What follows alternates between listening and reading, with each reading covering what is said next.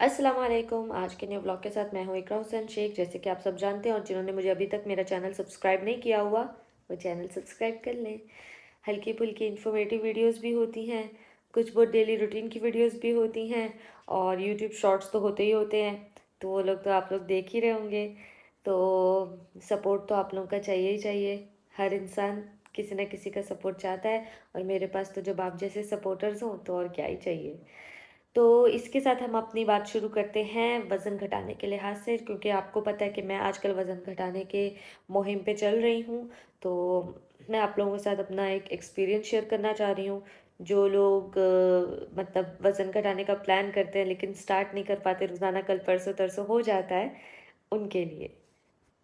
तो वज़न घटाना डिपेंड करता है आपके बॉडी टाइप पे, आपके खाने-पीने की हैबिट पे और आपकी डेली रूटीन पे। क्योंकि हमारी बॉडी को एनर्जी की ज़रूरत पड़ती है और एनर्जी जो होती है वो खाने की सूरत में आपको मिलती है।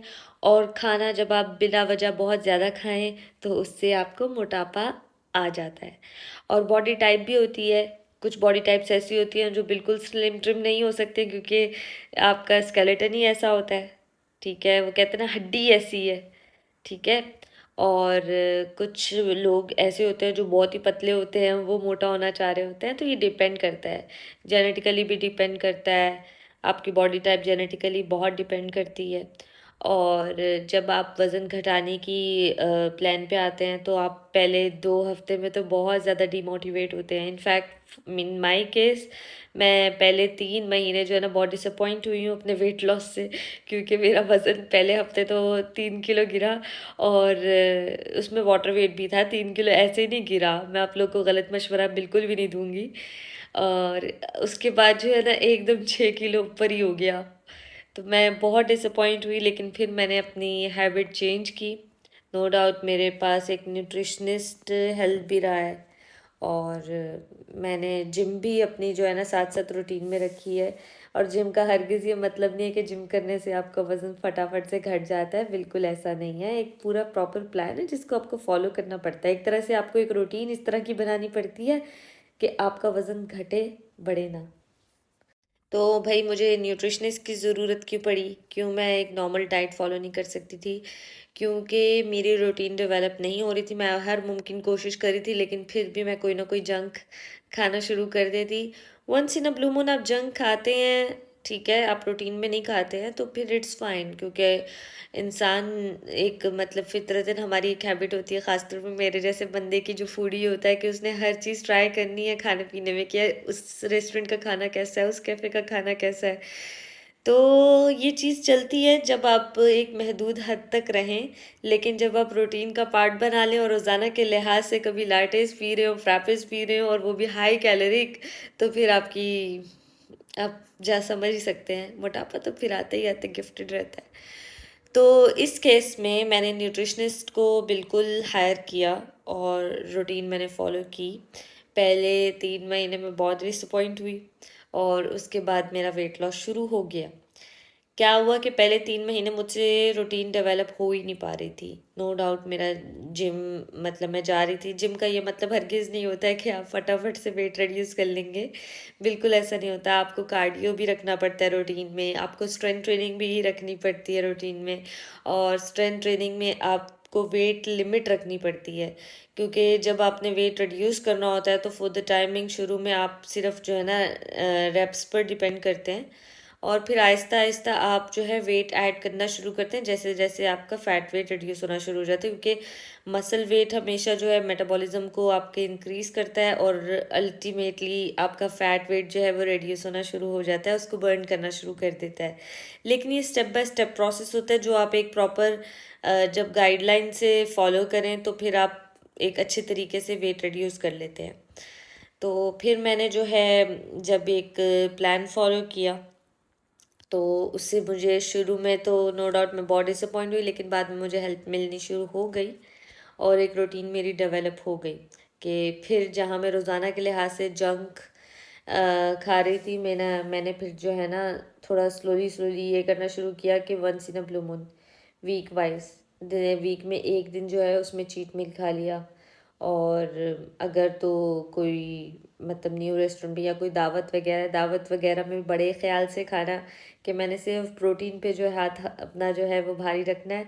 बाकी जो कार्बोहाइड्रेट्स है, क्योंकि आप इवनिंग में कार्बोहाइड्रेट्स जितना लिमिट रखें उतना आपकी बॉडी के लिए अच्छा रहता है। ये चीज़ अगर हमें वक्त से समझ में आ जाए तो हम मोटे हों ही ना, लेकिन ये इतना आसान चीज़ नहीं होती है, ख़ासतौर पे ऐसे बंदे के लिए जिसको आइसक्रीम्स भी लेट नाइट खाना पसंद हो, चॉकलेट। एज ऑफ नाउ मैंने 24 किलो रिड्यूस किया, 24 किलो रिड्यूस किया। अच्छा खासा वेट होता है ये, एक तरह से 53 पाउंड्स अप्रॉक्सीमेटली आप लगा लें कि रिड्यूस करना होता है। और उसके बाद आपको ये लगता है कि यार काश मैंने ये वेट गेन ही ना किया होता, तो अभी मैंने इतना वेट रिड्यूस किया होता तो मैं उस पॉइंट पर होती। ये चीज़ मेरे साथ हो रही है आजकल, लेकिन ये सिर्फ मेरे साथ नहीं, हम सबके साथ ही होती है। हम सब इंसान हैं और एक ही फितरत के मालिक हैं और एक ही तरह की सोच रखते हैं, लेकिन बस सोच में थोड़ी बहुत जो है ना ऊंच नीच हो जाती है। लेकिन ऐसी ही बात है कि अब जो है मैं थोड़ा रूटीन में एक कंसिस्टेंट हूँ, और वो कंसिस्टेंसी ही मुझे हेल्प आउट कर रही है। और वही चीज़ मैं आप लोगों से शेयर कर रही हूँ कि easy way out, easy process कुछ भी नहीं है। कि आपको लोग कहते हैं कि मतलब आप ऐसे वज़न घटा लोगे, वैसे वज़न घटा लोगे, ऐसा नहीं होता। मेटाबॉलिज्म बूस्टिंग आपकी ज़रूरी होती है, मेटाबॉलिज्म बूस्टिंग आपकी होती है तो आपको एक अच्छा हेल्प हो जाती है। अगर आपको कोई मेडिकल कंडीशन है जिसकी वजह से आपका वेट गेन हो रहा हो तो पहले उस मेडिकल कंडीशन को आपको हल करना पड़ता है।